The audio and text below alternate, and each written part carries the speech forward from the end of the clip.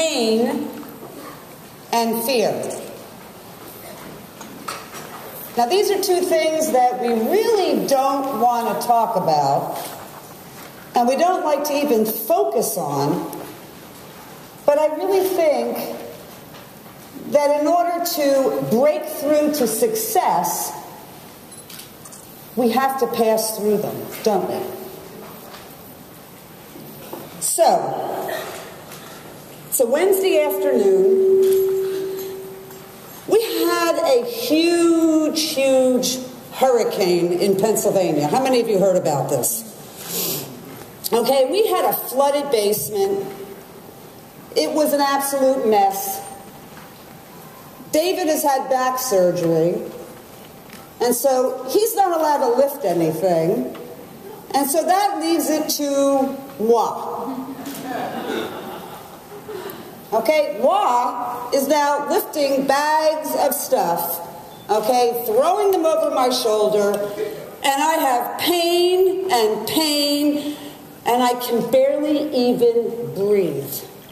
So I decided to have a pity party, and I went up to bed, and I'm laying in bed, and I'm telling you, it's pain, and I'm just starting to fall asleep, and David opens the door and walks in with this big smile on his face, and he says, "Honey, I've got some good news." To which point I look up, because I'm going, you know, at this point, I can barely breathe. And I look up at him, and I know he's got something to tell me. And he says, "Art Jonak just called, and he wants you to speak at the Mastermind event." Now, if you can imagine, I am laying in bed, I can barely breathe.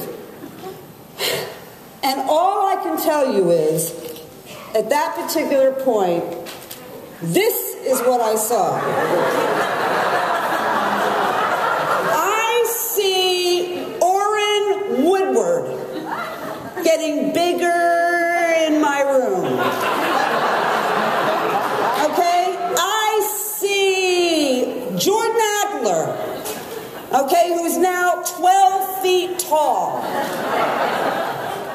I see Tom Big Al Schreider sitting in the middle of this auditorium. Okay, I see all these superstars: Donna Johnson, Randy Gage, Art Jonak. Okay, and David's with this big smile.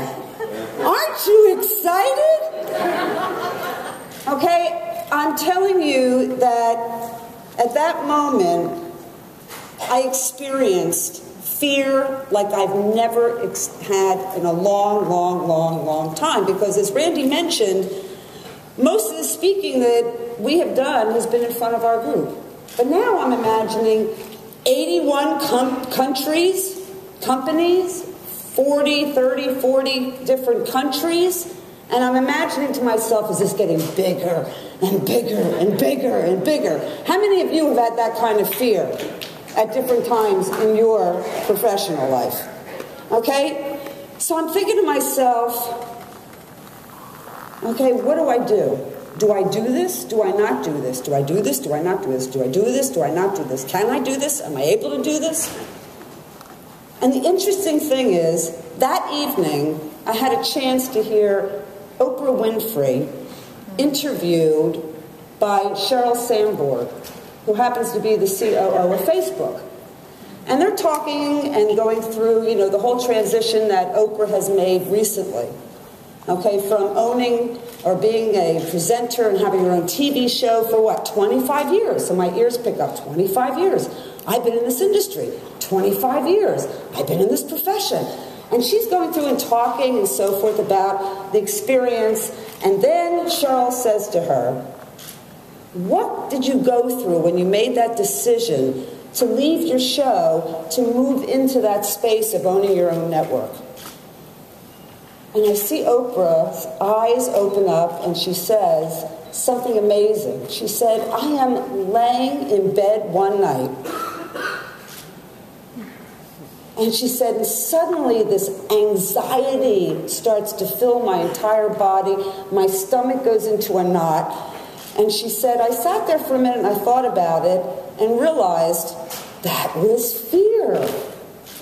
She hadn't had fear in 25 years.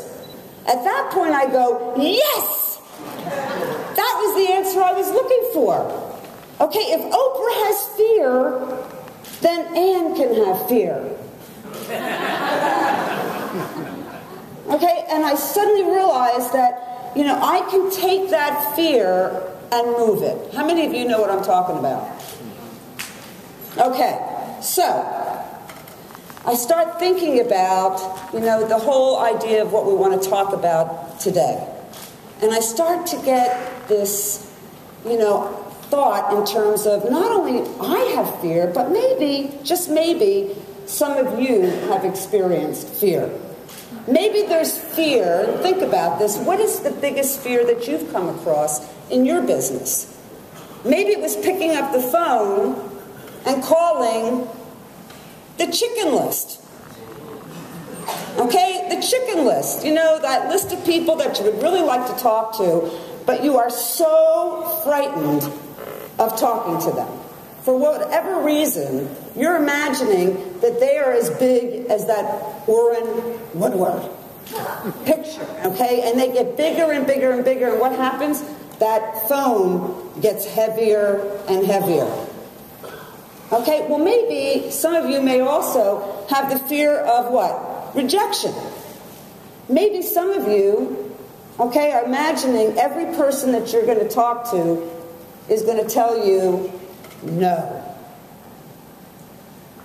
Okay, and you're going to be sitting there thinking, oh my goodness, every person I'm going to talk to, there might be a no coming. A no, a no, a no. I've got to tell you that in my first event that I had invited 30 people to that first event. One of them showed up. Just one. Okay? And I have to tell you that at the same time, I was also incredibly frightened of speaking in front of a group. Even though I had been a teacher, okay, teaching is one thing. Speaking in front of a group is something else. Presenting, maybe it's the presenting aspect of it that frightens you. Okay, but we all have to get through that some way, somehow. Okay, as you heard earlier, Dana said, it's with practice. The practice helps with the fear, doesn't it? Okay, we do it once, and I'm telling you, the first time, this is what that room looked like. 30 people invited in New York City, and it rained. Do you know what happens in New York City when it rains? Okay, nobody goes out. Okay, and the phone starts to ring, and people start to call, and they start to make all these excuses. How many of you know what I mean? Okay, these crazy excuses, why they can't come, and then most of them, the others, didn't even bother calling.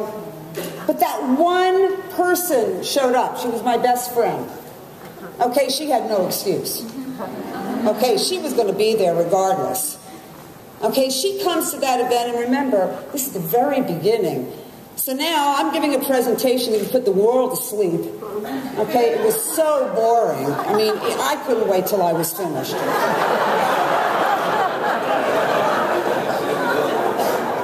It sounds like a few of you have had the same thing. Okay, and at the end of this presentation, oh, and my sponsor was there, and as I mentioned earlier, he can't explain the comp plan. Okay, so he's looking at me to explain it, and I just started. Okay, the teacher of me comes out, and I start to explain the comp plan that I don't really understand.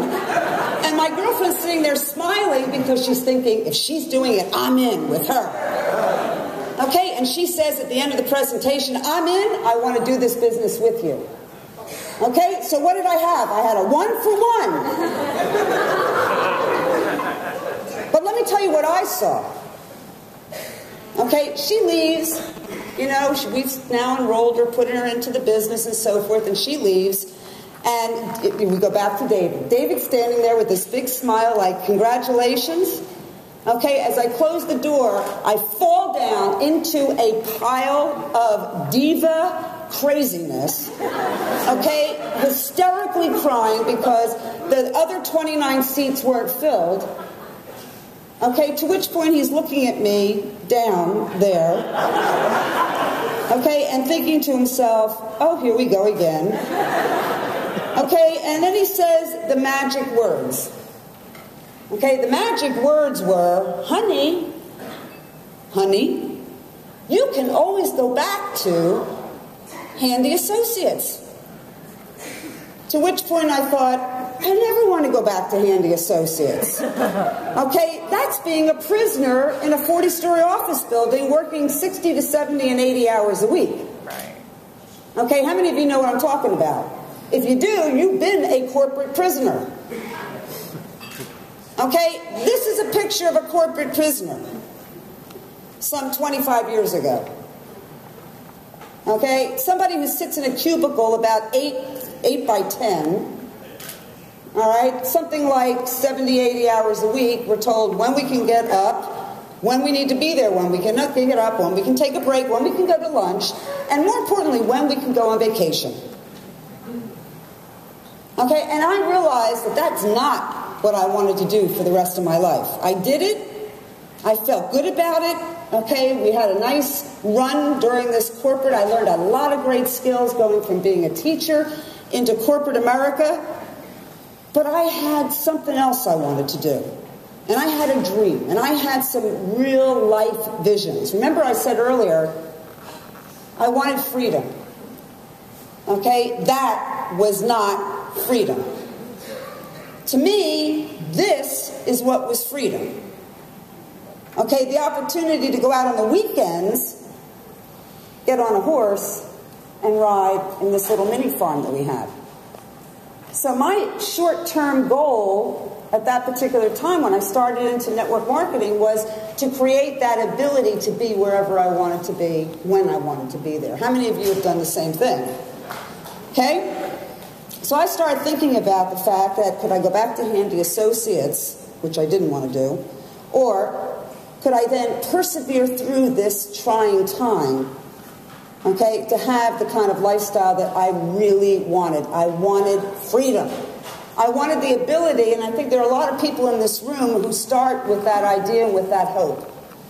Okay, we want to be able to create a better lifestyle. We want to be able to create a better opportunity. And we want to free the other slaves around us, don't we? Okay, well, there was a little piece in between. It's called the Lincoln Tunnel. You see, going into the Lincoln Tunnel, okay, into New York, was the horror of going back to the 60 to 80 hours a week. Okay, leaving, going out of the Lincoln Tunnel, okay, was freedom. So every time I drive through the Lincoln Tunnel, you know, I have this image of where freedom takes me and where the lack of freedom. Okay, Monday mornings, we're starting all over again. You know, we decompress over the weekend, take a deep breath, start all over again. Okay, I wanted to change my life. Now, a lot of you are probably, or some of you are probably in that same situation. You're looking for ways to change. Okay, you're looking for the right mentors. And I was lucky early on to reach out to those people that I saw as wonderful people and mentors. And one of those mentors, as I got this little group going in New York City and we started to build, I remember one of the comments he said to me one day, he said, Ann, you've got to start to think nationally. Okay? You can't just think locally, you got to think nationally. Now, I must have looked like a deer in headlights. Because I have to tell you that at that point, I mean, I was so excited that I had a group growing in New York City. And I must have thought, well, he must mean New Jersey, okay, or even Pennsylvania. He can't possibly, nationally, who do I know in Alabama? Who do I know in Utah? Okay, who do I know in Montana? Who do I know in Florida? My whole life was within New York. But you know how funny it is when somebody cares enough about you and puts that idea into your brain, okay, and you embrace it, all of a sudden what happens? Okay, opportunities start to open up and things start to change. Okay, and I think that that's something that Dana was talking about in terms of what messaging do you put out there and what do you show your people? Okay, and what activities are you doing? Well, suddenly that's what started to happen. Okay, the amazing thing is that they started to show up in New Jersey and Pennsylvania and down all the way down the East Coast and across, you know, to the West Coast and all the way up to Canada. Amazing things started to happen. But then I realized that I had reached that short-term goal. I thought that was the most important thing at that particular time. And then somebody said to me, you know what? In order to really achieve what you want in your life, okay, you're going to have something bigger. And I thought, bigger? What could be bigger? Okay, I'm in New York City. We went to Pennsylvania. We went to New Jersey. We went down to Florida. Okay, well, something bigger started to occur. Okay, and that was the decision to think in terms of a strategy. And that through those strategies, and there are really 3 strategies that took our business and my focus into an even bigger place. So the first thing that happened was I realized we needed a purpose. Okay, something that would give us a drive and an idea that was bigger than what we had at that particular time. And it was interesting because I had decided to put a little tiny ad. Remember, this is before the internet. This is before Facebook. This is prehistoric time. And I put this little tiny 3-line ad in the New York Times. Okay, and then I sat and waited. And the phone started ringing. The weirdest people in New York started to call. It was the strangest little ad. It said something like, part-time, full-time income opportunity. You remember those? Okay, health and wealth. Okay, we will train you. Well, naturally, everybody that called were what? People looking for jobs. And how crazy was that? And I'm talking about really strange people.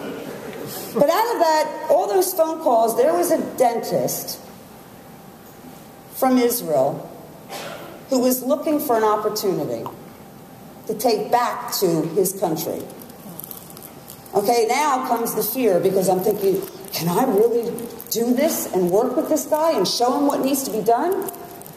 Okay, and really empowering him, and I'm seeing the whole country and all kinds of possibilities. And I'm saying to myself, you know what? I'll get David involved. So I bring David in, okay, to this meeting with the dentist, and we're sitting there, and all of a sudden I realize, it's just a guy. He has a dream. We're going to connect. Okay, and the most amazing thing started to happen, because I think if you realize this in your business, it only takes one to change everything. It only takes one.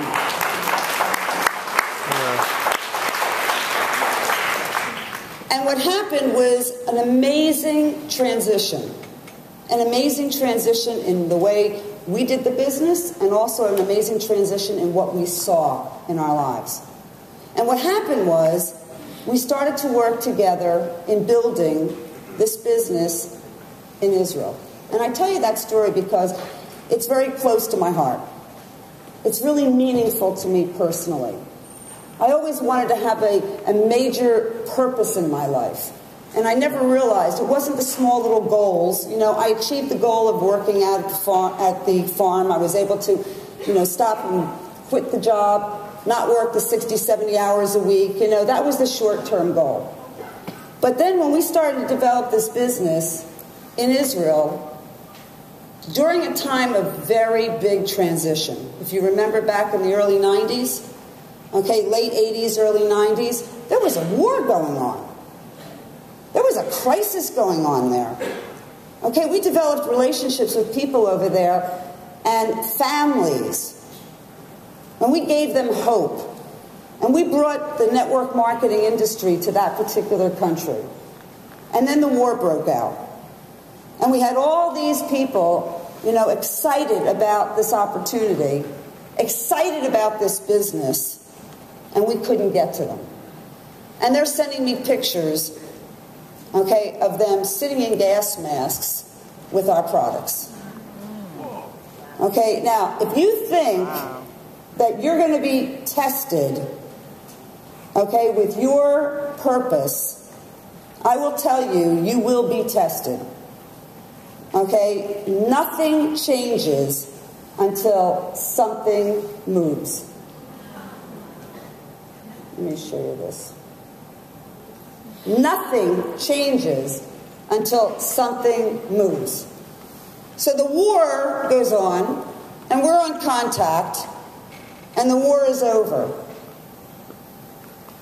Well, next week I'm going to go to Israel, because that's what I envisioned.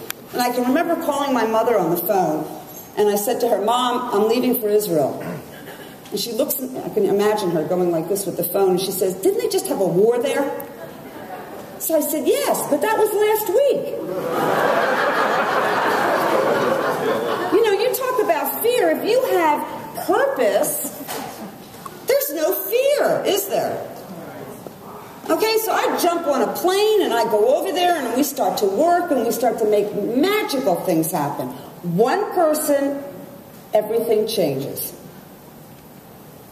Okay, so there we start to build an international business. We start to talk to people globally. We start to have an entirely different vision of where we're going. Okay, I start to be meeting cultures of people, not only back in my own country. Remember, I'm living in New York. Nobody speaks English. Everybody around me now is, potentially open to a business internationally. Because everything in my mind changed.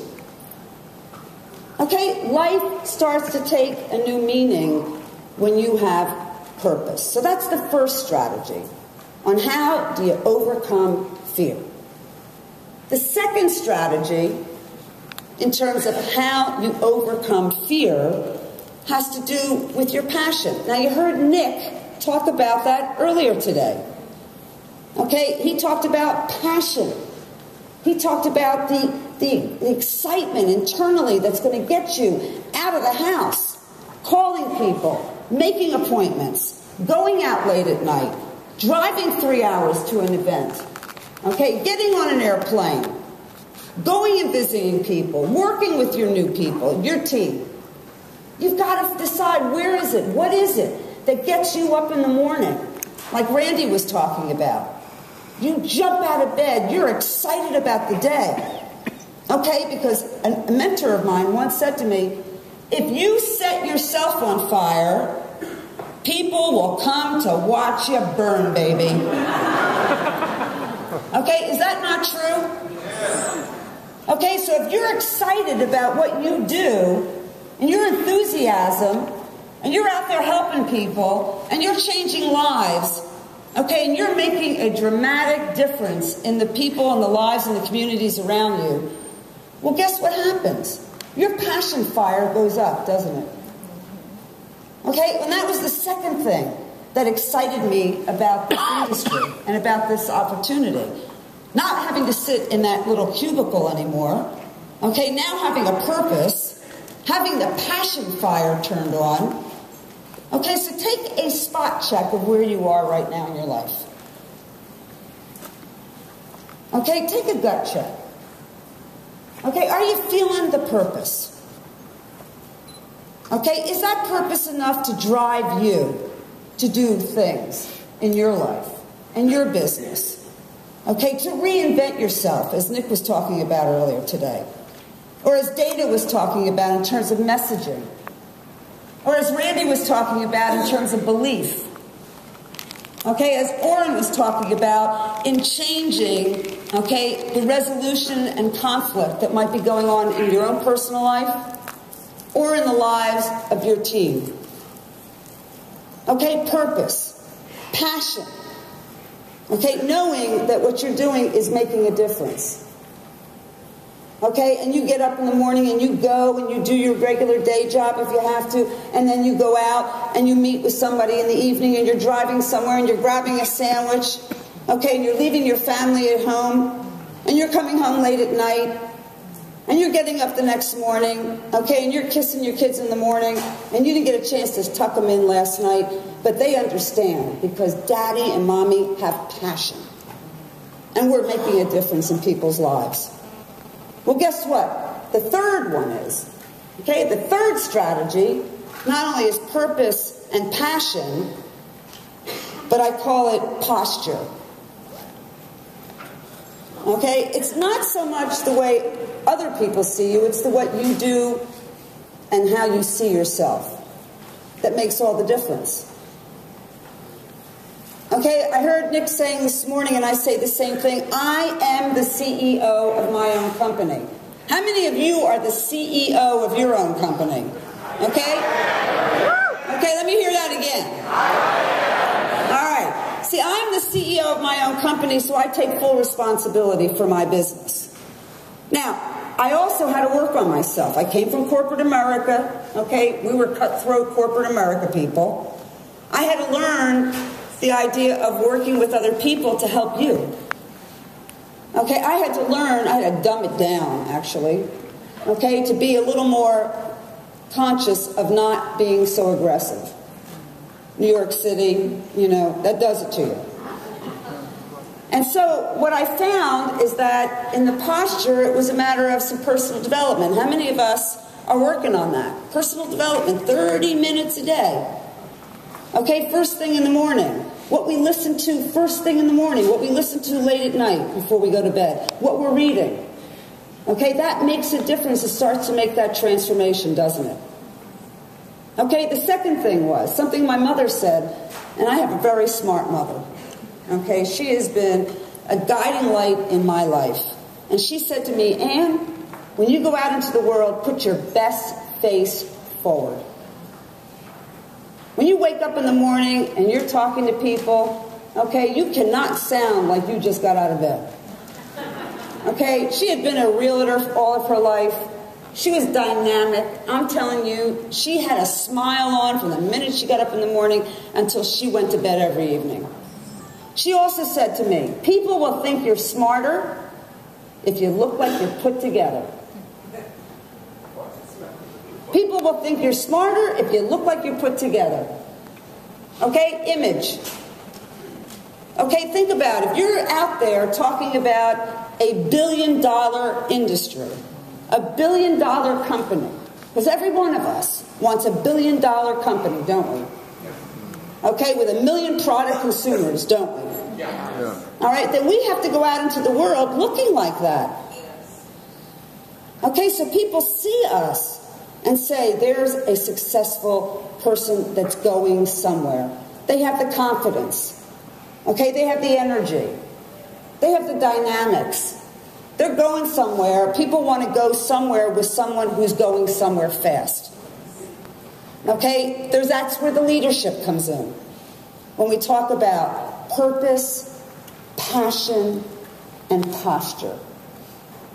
Now, we talk about posture. I have to tell you that again, you know, I would go to all these events when I first started in the business, and I can remember going out to one of my first events in Long Island, and I get out there and the place is packed, okay, and the person that was hosting the event invited me to come up and speak. Come on up, Ann. Come up on stage, and I am a nervous wreck. Okay, do you ever be so nervous that your top lip connects to your teeth and you can't get it down? Okay, and he asked me to explain something about the product. So I explained about the product, and I'm standing there, I'm looking at all these people, and then suddenly I realized, what a responsibility. Because people came a long distance to drive out to the end of Long Island for that event that evening. There are people that came with hope. There are people that came to check out what's going on with this group and with this business and with this opportunity. And I stood there and I thought to myself, I have a responsibility. I have to get rid of me. I have to get rid of my fear. Okay, so I took a big gulp of water and I stood there and I looked out into the audience and I gave them the best possible talk about these wonderful products. Because that's what I was asked to do. Because I knew that there were people in the audience who were also prisoners of 40-story office buildings, working 60, 70, 80 hours a week. And they drove all the way out there to hear about this.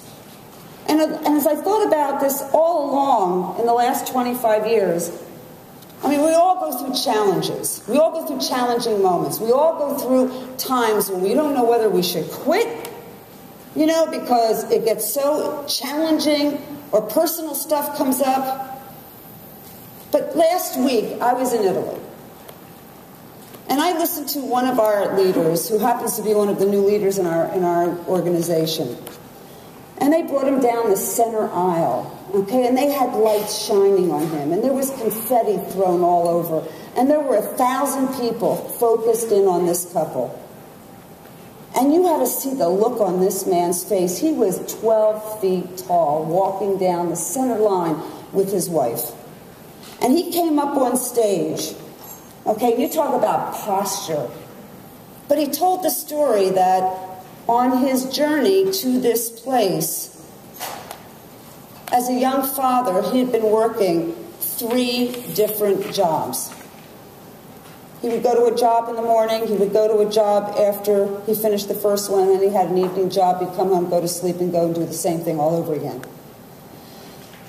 And he brought up this wonderful and beautiful 25-year-old daughter and stood on stage with her for the first time ever. She had never wanted to be involved in network marketing and never wanted to hear about it. But because he was being recognized that night as a new diamond, she came to that event. And he stood up on stage and stood in front of everyone and apologized to her. Apologized to her for not being around when she was growing up. Okay, and it was an emotional moment in that amazing hall. And the entire auditorium was quiet, and you could hear, because everybody was in the emotional moment of what was going on with that family. Okay, and he turned to her and he said, that will never happen again. Okay, we have something so special now between us, and she's joined his business. Now, I think to myself as I'm sitting there, what if I had quit? What if I had allowed the fear that I felt in so many different situations that came up in our business and in my own personal life? Okay, we all have challenges, don't we? We all have challenging moments that come up. Okay, I've had an amazing year this past year. My mother passed away last October. And I got to tell you guys, I don't know whether I could, I had a hard time getting past that. That was a tough moment. And it's been a very emotionally charged year. And now I understand all my friends that have been through that process, more than I ever imagined, and all of my team members that have been through that process. In the midst of all that, David had back surgery. Okay, in the midst of all that, we had a flood. Okay, so when I come back to this opportunity to come here and talk with all of you today, I sat back and I started thinking about fear and pain. Pain and fear. And the things that we have to do in order to pass through those painful moments. In order to be richer. In order to be more empathetic. In order to understand what the people that we are approaching are going through in their lives, especially today.